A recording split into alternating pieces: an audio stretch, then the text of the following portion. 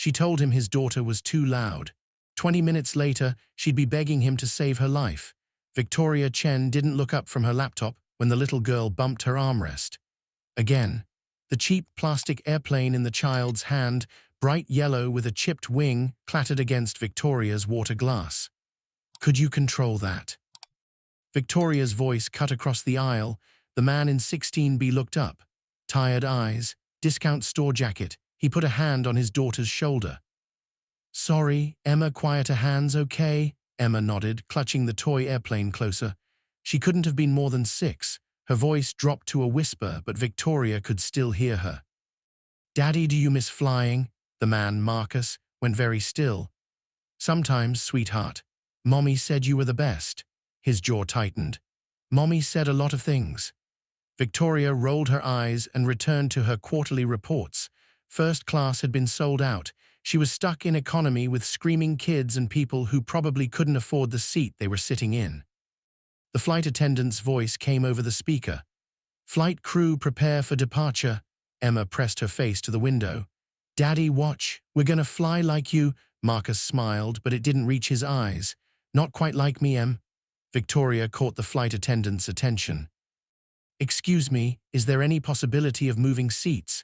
I have a presentation to prep." The attendant's smile was professional and final. "Full flight, ma'am, I'm sorry." Victoria sighed loud enough to be heard. Marcus heard. He pulled Emma closer to his side, away from the aisle. The little girl went quiet, her fingers tracing the wings of her toy. The plane began to taxi. Marcus's hand gripped the armrest, white knuckles. His eyes tracked every movement outside the window, not with wonder like his daughter, but with the focus of someone who saw details no one else noticed. Emma tugged his sleeve. "You okay, Daddy?" "Yeah, baby, always." But his breathing had changed. Measured, controlled. Victoria recognized the pattern. She'd seen it in boardrooms. Anxiety managed through technique. The plane lifted off. For 40 minutes, Victoria typed, ignored the occasional giggle, ignored the whispered conversation between father and daughter, ignored everything that wasn't profit margins and market projections. Then the turbulence hit.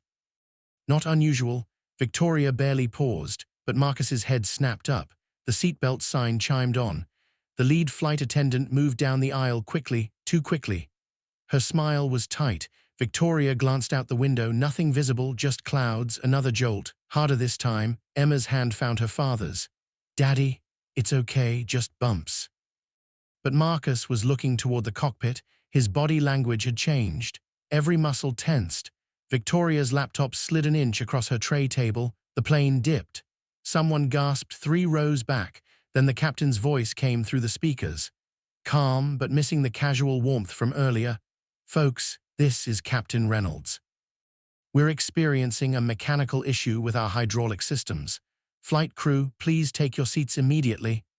The cabin went silent. Victoria's fingers froze on her keyboard. "We're working on the problem," the captain continued. "But as a precaution, I need to ask, is there anyone on board with aviation experience? Specifically, military flight training?" Victoria's heart kicked against her ribs. No one moved, 200 passengers holding their breath. Emma's whisper cut through the silence. "Daddy, you fly planes?" Every head within 3 rows turned. Marcus shook his head slightly. "Emma, not now, but you do, you told me you flew the fast ones." His hand covered hers, gentle. "Firm. That was a long time ago, sweetheart." The flight attendant appeared at their row. "Sir." Marcus didn't look up. His breathing had gone shallow, sweat beaded at his temple. "Sir, if you have experience." "I haven't flown in 4 years." His voice was barely audible. "Captain needs to speak with you." The plane shuddered. Someone cried out. Victoria's water glass tipped, spilling across her reports. She didn't move to stop it. Marcus closed his eyes. "I can't." Emma pulled something from his jacket pocket. The plastic airplane. The cheap yellow toy Victoria had judged an hour ago. It tumbled into the aisle. Marcus looked down at it. Emma picked it up and pressed it into his palm. "Mommy said you were the best. She said you fly like an angel."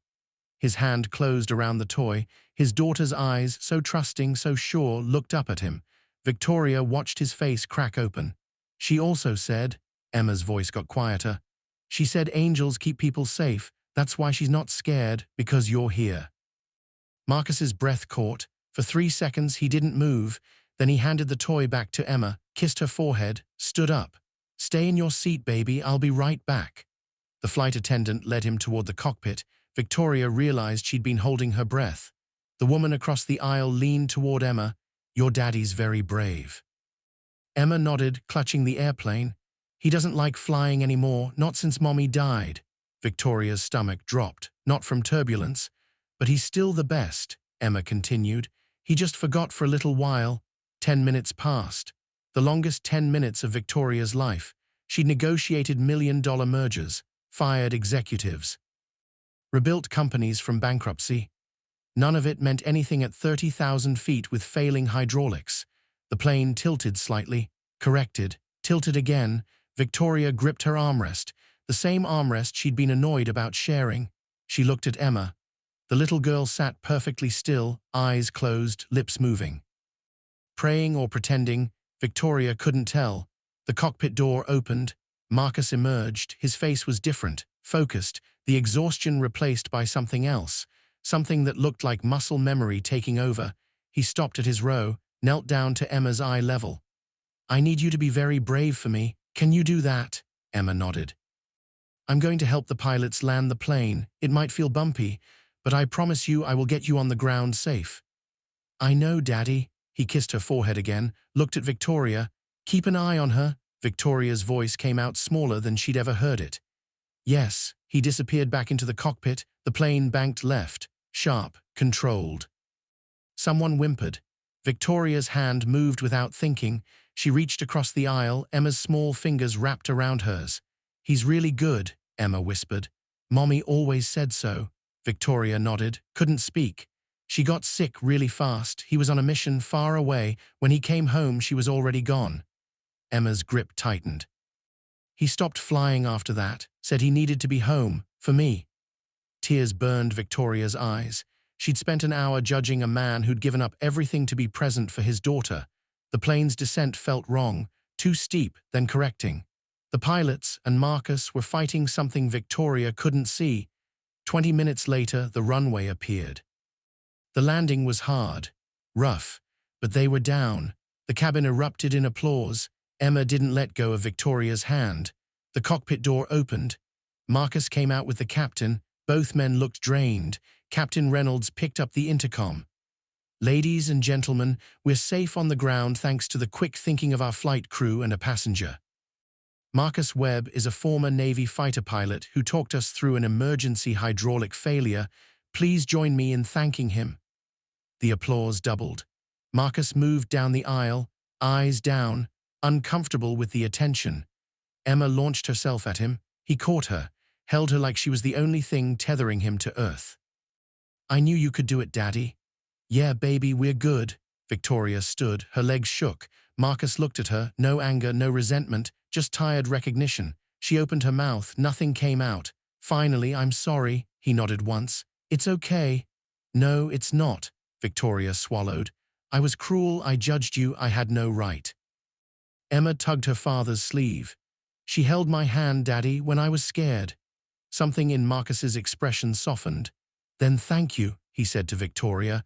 The other passengers were gathering bags, preparing to deplane. Normal sounds returning after collective terror.